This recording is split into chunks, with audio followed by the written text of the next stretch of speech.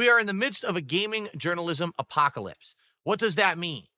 It means that over the last several days, some of these gaming journalism sites, and I definitely say that very loosely, because a lot of these sites, although they cover games, they also try to widely cover pop culture and other things. And quite frankly, they try to interject things like politics into their coverage, which is ridiculous because you're supposed to be neutral when you cover this stuff if you're truly a journalist.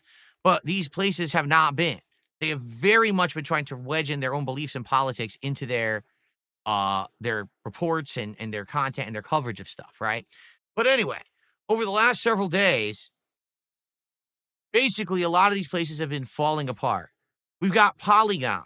Now, Polygon was started in the early 2010s as trying to be something that would compete with IGN and GameSpot. It was more like grassroots, and it's supposed to be in line with what gamers wanted rather than corporate interests.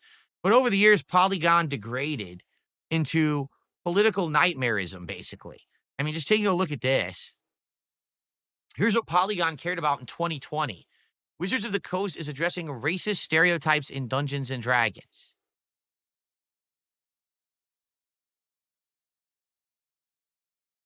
Dungeons and Dragons.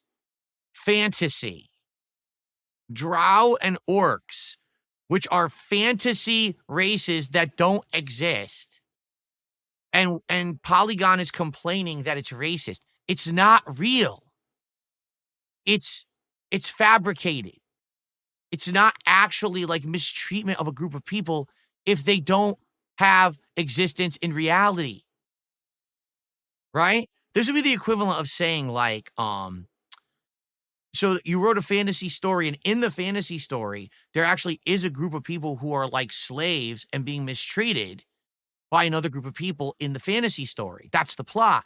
And then someone says, well, you wrote a story that's racist. What are you talking about? It's not real.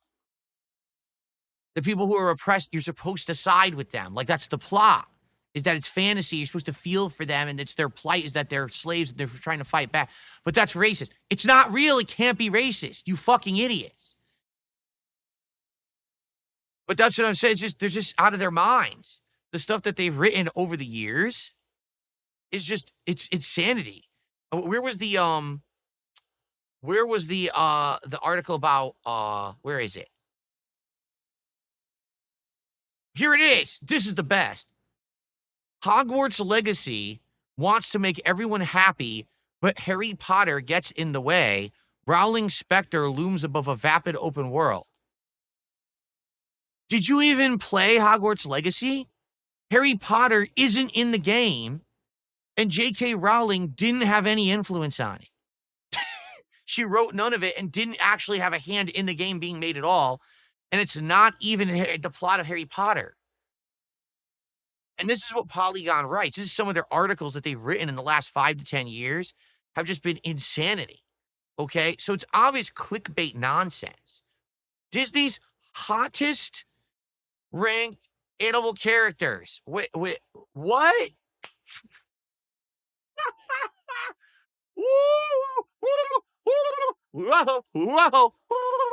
What is going on? This is supposed to be a reputable journalistic website, okay? Reputable.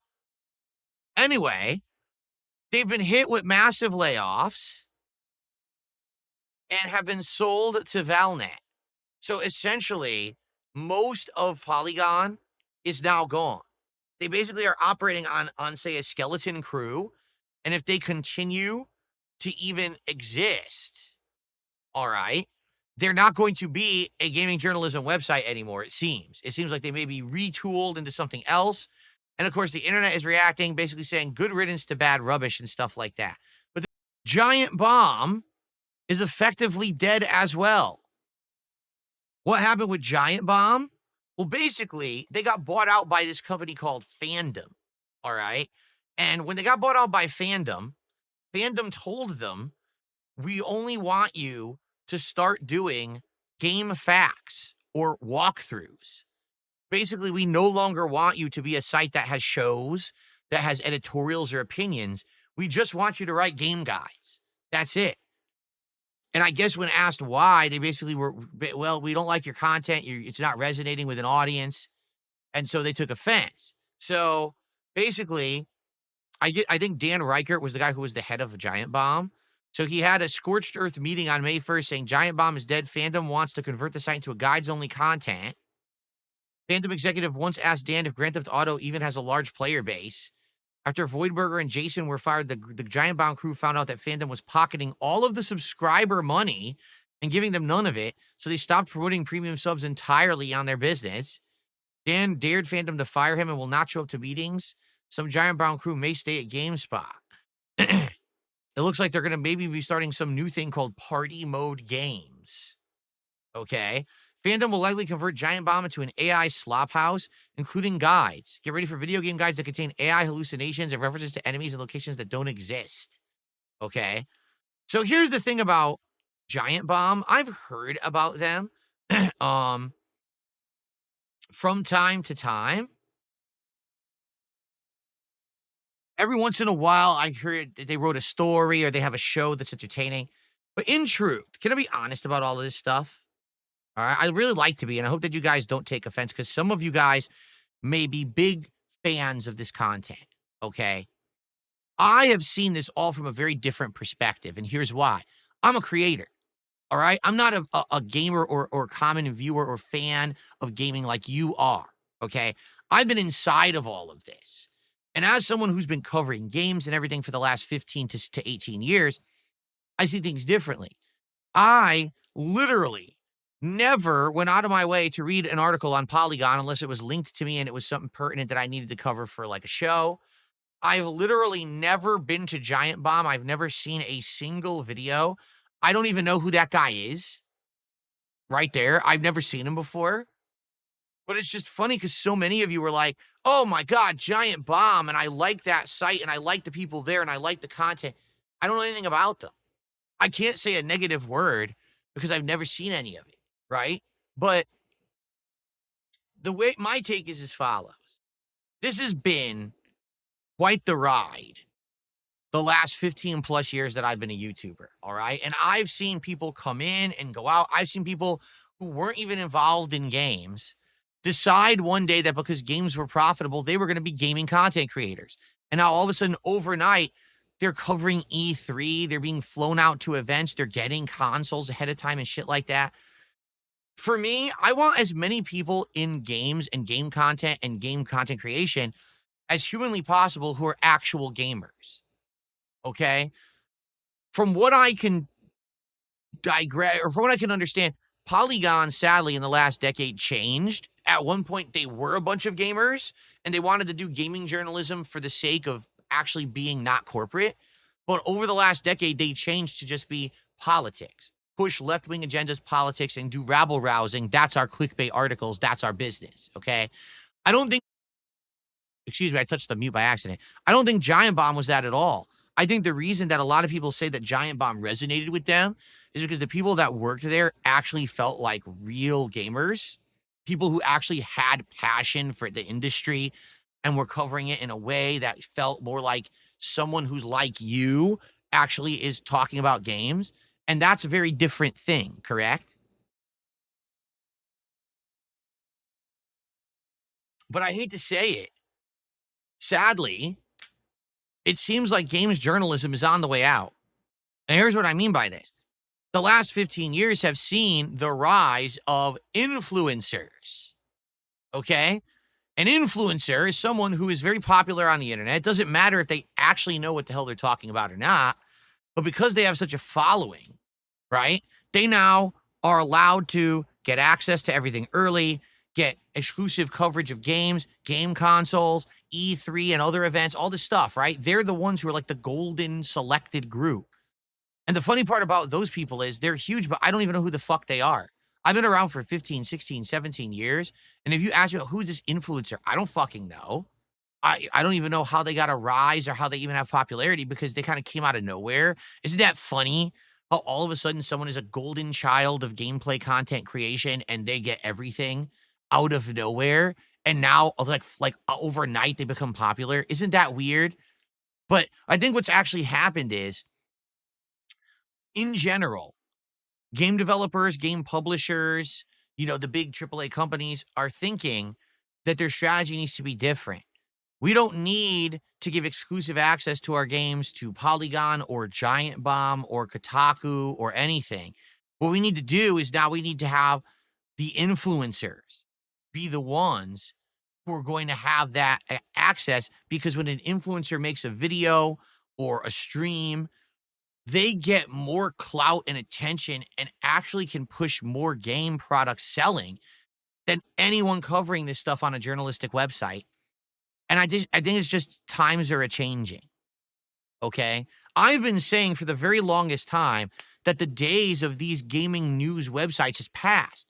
Why do we need to have a gaming site get access to a game 2 months early so they can play it and do an exclusive early review?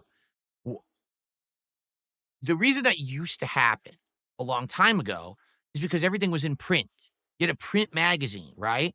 And so in order to actually write that review early, they needed to have time to play through a game and then actually write the review, print the physical magazine, and ship it to stores all before the game released. That's why advanced copies were given out. Today, there's literally no reason for it. It doesn't need to exist, because the day a game comes out, everyone can live stream it, share their experiences and their opinions with the world.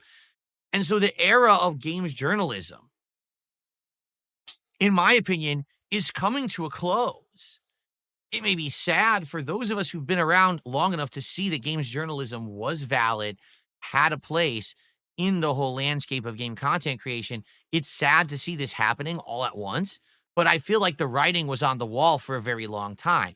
When events like E3 went away, so too will these sites and places that used to cover E3 and be the essential ones you needed to go to for that information.